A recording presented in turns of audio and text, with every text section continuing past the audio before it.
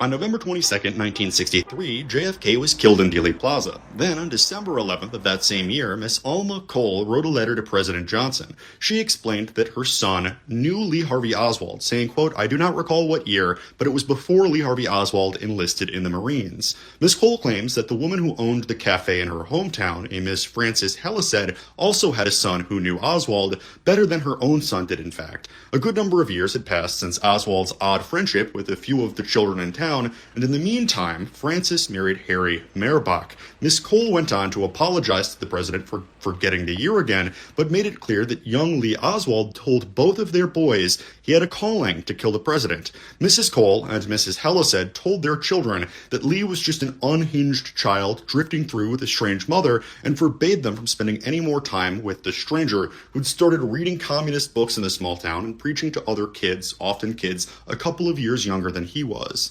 What makes this story so strange is the town in question, Stanley, North Dakota, nowadays a small oil town not far from the Canadian border. The FBI response to this was immediate enough to make later JFK researchers suspect that authorities took the tip very seriously, and locals were interviewed around this part of the state for a good while. Oddly, this small northern town never gained that much traction with conspiracy theorists. Weirdly enough, Eileen Mosby, working for the UPI, United Press International, happened to encounter Oswald on a trip to the Soviet Union. I'm Eileen Mosby, a correspondent for United Press International in Paris. I remember in 1959, I was a foreign correspondent for the UPI in Moscow. One day we were tipped by the American embassy that an American citizen had come to the embassy and said that he wanted to give up his citizenship and become a Soviet citizen. He was quite intense and determined. He was a Marxist zealot and said that it always had been his ideal to live in Russia. His name was Lee Harvey Oswald. He struck me as being a little unbalanced, obviously with personal problems. He had been brought up without a father. He admitted that he had had not very many friends in school, although he insisted he had had a rather normal life, playing football and basketball and so forth. This is something left out of most narratives of the JFK assassination. Oswald said that an old woman handed him a pamphlet about the Rosenbergs, an event that really stuck with him when he was 15 years old. He said, and this is a quote, "I still remember that pamphlet about the Rosenbergs. I don't know why. Then we moved to North Dakota, and I discovered one book in the library, Das Kapital. It was what I'd been looking for. It was like a very religious man opening the Bible for the first time." That short interview was conducted in October 1959, but unpublished until after the assassination. Eileen Mosby stated that she met Oswald at the Metropole Hotel in Moscow. Mosby also wrote, quote, "I saw him once after that in a Moscow theater when he was with a Russian girl. When I called his hotel, the clerk said he had checked out." In hindsight, Oswald apparently was in Moscow at that time to renounce his citizenship or as an earlier leg of his tour to the Soviet Union, but spent most of his time in Minsk, Belarus. I'm not an expert, but here I am in front of his apartment in that city, a very centrally located area. Marina, his girlfriend and later his wife, was a Belarusian, and the two lived here, about 450 miles away from Moscow by train. The most important unasked question in this interview, why mention North Dakota at all? Texas or Louisiana, sure, or some other state on the East Coast like New York, but North Dakota truly stands out. So quite a few eyebrows were probably raised when Mrs. Alma Cole wrote to President Johnson and named people around town who might have known Oswald. There is some much-needed context behind Stanley, North Dakota, one which could explain the complex political history that might radicalize an impressionable young boy like Lee Harvey Oswald. In this video, we'll discuss this, and we'll look into the overlooked FBI investigation into this remote corner of the high prairie. You'd probably never suspect North Dakota to be a hub for radicalism, but in the late 19th and early 20th centuries, that's exactly what it was. In the future, I'll put out a video on the socialist history of North Dakota, but it's impossible to say how important this is to understanding politics in the state. Arthur Townley recognized it wouldn't be possible to run more high-profile candidates with any level of seriousness on the SPA's ticket. You might get a socialist mayor, but you won't get a socialist governor. In a move that got him ejected from the SPA, Townley began to organize what he was calling the Nonpartisan League. Famously cruising the Midwest in a Ford Model T, he preached a socialist message to the farmers and workers, but proposed a new, more moderate approach, something they were much more willing to accept than outright socialism. The papers actually called it Townleyism. It was a sort of left-wing populism. Despite a base of mostly social conservative Scandinavian and immigrant families, the NPL's demands were very progressive for that time. This progressive, populist message resonated with all sectors of life in North Dakota, but it went against the Socialist Party and LeSueur's direct wishes, so Townley was first ejected from the Socialist Party, and the year after its founding, his Nonpartisan League seized the state government through popular vote, electing a new governor, labor commissioner, and many local-level politicians. Within a year, in fact, the entire platform was pushed through. To this day, North Dakota still has state insurance, a state-run grain elevator, and a state bank. However, the party collapsed in 1921 when oppositional business interests demanded the recall of Governor Frazier. NPL politicians wouldn't all be immediately ousted, but the party ceased to function normally in the early 1920s. From that point, conservatives shifted back to the Republicans and liberal progressives moved on to the Democrats. But for the more radical immigrants who saw the first half of their utopian vision fulfilled in under a year, neither party would do. This was especially true for the Finnish Husa family in Stanley and the political club set up in the nearby, nowadays ghost town of Belden. From their base in Stanley, now an oil town, the Husa family traveled and gave speeches on behalf of the Communist Party and sponsored social dances and athletics programs through the Young Communist League. They held meetings under the red flag in Belden Hall, and before World War II even saw an interesting surge in support after the start of the Great Depression. Also in Belden, I just want to point out, quite a few people in that club went to the Soviet Union.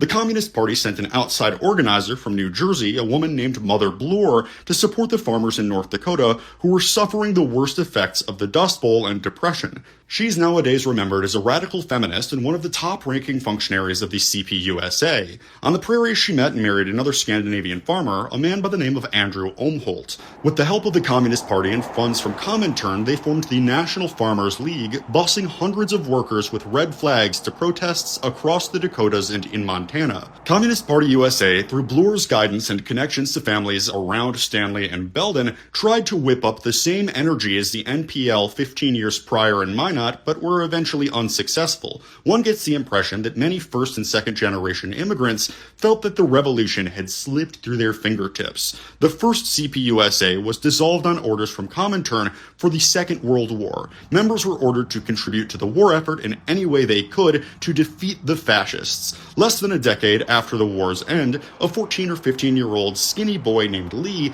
and his mom arrived in the town of Stanley, this very same town. Other local boys and their moms found him a bit of a braggart, but knew him affectionately as Harv. Some online claims say this narrative has been thoroughly debunked, but it seems more like it's never had any material evidence supporting it. Remember the supposed interview Oswald gave to UPI journalist Eileen Mosby, where he mentioned in passing that he checked out a copy of Das Kapital after they, quote, moved to North Dakota. The dates here are pretty interesting and seem to line up. According to Oswald, if this 1954 interview with Mosby did indeed take place, he implied he'd been given a pamphlet on the Rosenbergs before he moved to North Dakota because he follows the pamphlet incident when I was 15 with, quote, then we moved to North Dakota. The two events, getting the pamphlet and checking out a copy or stealing a copy of Das Kapital, happened in rapid succession. I have no background in psychology, but it's been consistently said that Lee's mother raised him to be a narcissist, constantly moving around the country, living for only months at a time at each stop, and telling him he was a born leader destined for a life of adventure. Oswald eventually would tell his wife Marina that he was destined to be the Prime Minister of America within the next few years. Obviously, it went to his head. A few years after his time in North Dakota, which only lasted for a few months, and according to locals, placed him in the reddest part of the state, he joined the Marines, looking for another adventure. Now, as far as the timeline goes, he was reported in New York in 1952 with his mother, seen in Stanley in 1953, a town with a number of aging communists, and enlisted in the Marines from the San Diego Recruitment Depot in 1956. By 1959, he was speaking to a UPI reporter, supposedly from the Moscow Metropole Hotel. It would have been helpful if Eileen Mosby got more information from Oswald. He clearly wanted to talk to her. Where did he live in North Dakota, and why did he move there? Did he feel that there was something deeper to his discovery of Das Kapital and being handed the pamphlet on the Rosenbergs? He implies it had a sort of religious significance for him, something that seems to fit with his mother, raising him to be a bit of a delusional narcissist. Sure enough, a month after Kennedy was shot in Dallas, a Stanley mother wrote to the FBI, and the agency immediately took her letter very serious, even in spite of its grammatical errors. I believe U.S. intelligence knew more about his time on the road than they let on. For research purposes, I'll read that letter in its entirety. December 11, 1963, President Lyndon B. Johnson. Dear Sir, I don't know how to write you, and I don't know if I should or shouldn't. My son knew Lee Harvey Oswald when he was at Stanley, North Dakota. I do not recall what year, but it was before Lee Harvey Oswald enlisted in the Marines. The boy read communist books then. He told my son he had a calling to kill a president. My son told me he asked him, how would you know which one? Lee Harvey Oswald said he didn't know, but the time and place would be laid before him. If you would check, I believe what I have wrote will check out. Another woman who knew of Oswald and his mother was Miss Frances Helised. She had the Stanley Cafe, and in parentheses, she's Miss Harry Merbach now. Her son, I believe, knew Lee Harvey Oswald better than mine did. Frances and I just thought Oswald a bragging boy. Now we know different. We told our sons to have nothing to do with him. I'm sorry, I don't remember the year. This letter is wrote to you in hopes of helping. If it does, all I want is a thank you. Miss Alma Cole, Route 3, Box 1H, Yuma, Arizona. This letter seems to be a verification of what Oswald told the UPI reporter in Moscow in October 1959. However, it could just as likely be that Miss Alma Cole saw something about the report which mentioned North Dakota and decided to claim it for her hometown since she'd moved to Arizona. So for a little bit of family background and to explain some of the name changes, Miss Cole had divorced her first husband and remarried when her son William Henry Timmer was still young. Bill Timmer was 2 years younger than Oswald when the two boys met, an event he claims happened in summer 1953, although his mother could not remember the year. According to Bill, a boy matching Oswald's description walked up to him in the city park, striking up a conversation. He said his name was Harvey, but you could call him Harv. This is the first documented time that he went by his middle name. Bill and Harvey spent the next 2 months hanging out together. According to Bill Timmer, they swam in the reservoir and rode bikes, while Harv told him that his mom was taking him on an adventure all around the country. Bill said Harvey would talk about getting into gang fights in New York, making weapons out of potatoes stuffed with razor blades, and then tried to impress his younger friend by pulling a pamphlet out of his back pocket. Presumably the pamphlet on the Rosenbergs. Timmer told the FBI that it was a pamphlet on Marxism. Miss Alma Cole began to get a little concerned about her 12-year-old son spending time with Harv, especially after interacting with his mother, Marguerite. While this mystery boy, Harv, and her son Bill were in the city park riding bikes, Alma saw Harv's mom in a dress store or restaurant owned by her cousin, Frances Helised. Both Frances and Alma said that Miss Oswald was boisterous, apparently wanting everybody to know that they were from Texas. She asked people to call her son Harvey or Lee Harvey instead of just Lee. It seems to match the description of a woman who was truly in love with her boy. When interviewing Miss Alma Cole, she said her son was with Harvey when he was in the Stanley Library. The two boys stole a copy of Das Kapital. Specifically, this happened at the Memorial Building in Stanley, which housed the town's small library in the summer of 1953. A few years later, when he was going to school in New Orleans, Oswald would show this same book to Palmer McBride. What's interesting about the timeline here is that Lee would occasionally go by Harvey or Harv when he was preaching left-wing politics. He first went by Harvey to Bill Timmer in summer 1953, and again a few months later in New Orleans in the classroom of Myra DeRuse at the Beauregard Junior High School. That was in January of 1954. Logically, it seems like Marguerite was vagabonding around the country with Lee Harvey in tow. He got mixed up with some street toughs in New York, and his mother was constantly telling him he was destined for greatness. After being handed a pamphlet on the Rosenbergs, a spy couple that gave their lives for socialism and died after singing the Internationale, Lee felt that they were martyrs and was probably not a little jealous of the honors they were getting. By the time he and Marguerite reached Stanley, Lee was going by the Harv nom de guerre, something his mom actually encouraged. A 15-year-old with a rebellious soul led his new friend Bill Timmer into a mission to steal a copy of the communist book from the Stanley Memorial Building, which he then carried on to Louisiana, where he and his mom finally started to set down roots. This narrative makes sense to me, but in 2000, the story was again muddled in a magazine, The Fourth Decade.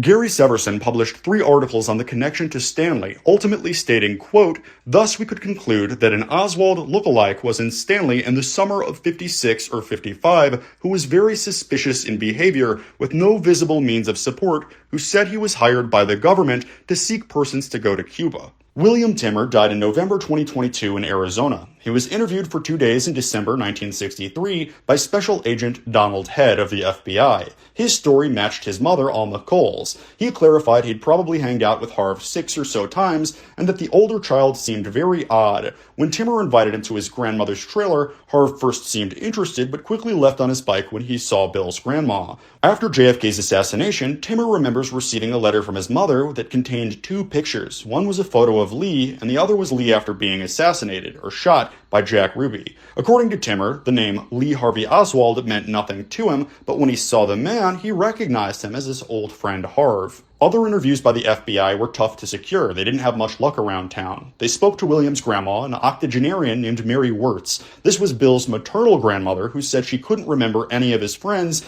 or the incident with Harvey riding away on his bike. Remember how he said that they went to go meet his grandmother and he rode away as soon as he saw her? Agents then did a broad survey of town, starting with Timmer's childhood acquaintance, a man named Jerry Evanson. This Evanson couldn't recall Harvey or Harv in town in the summer of '53, while Bud Will said he had no records of the Oswald family staying in the community. If they did, he felt he ought to know, because after all, he was the mayor and the owner of the only sizable spot they could have stayed, City Trailer and Motel, at the time of 1953. They also spoke to Lane Evans, another young acquaintance of the other 2 boys, who vaguely called an incident at the city park. This basically confirmed a description of Oswald as someone who often got into scraps, because there was a fight here, but Evans couldn't remember much else. Miss Harry Merbach, who'd been pointed to by Miss Alma Cole as someone whose son probably knew Oswald better than hers, said she had no personal relation with the boy. The sheriff, Ralph Homray, then spoke to the FBI. According to him, Bill Timmer was itinerant and unreliable. To the sheriff's best knowledge, Lee and his mom were never in Montreal County. Most other leads from this point seem to be dead ends. Corresponding with what I was saying at the start of this video about Belden, south of Stanley, being a communist hub is the testimony of Lyle Aho, who was interviewed by these 2 researchers. Adjacent to these interviews is the fact that the local Finnish community was very involved in Communist Party USA, which I'll talk about in a moment as a separate video. The fact that Belden was such a nexus for revolutionary politics was gleaned from a series of interviews in 1999 taken by JFK researchers John Delaney Williams and Gary Severson, the same duo who proposed a body double sent to North Dakota with a look-alike of Marguerite Oswald. Although it seems like Williams and Severson might have a narrative to sell, their interviews with locals shouldn't be discounted because they are fascinating. The 2 researchers based the later 1955-56 date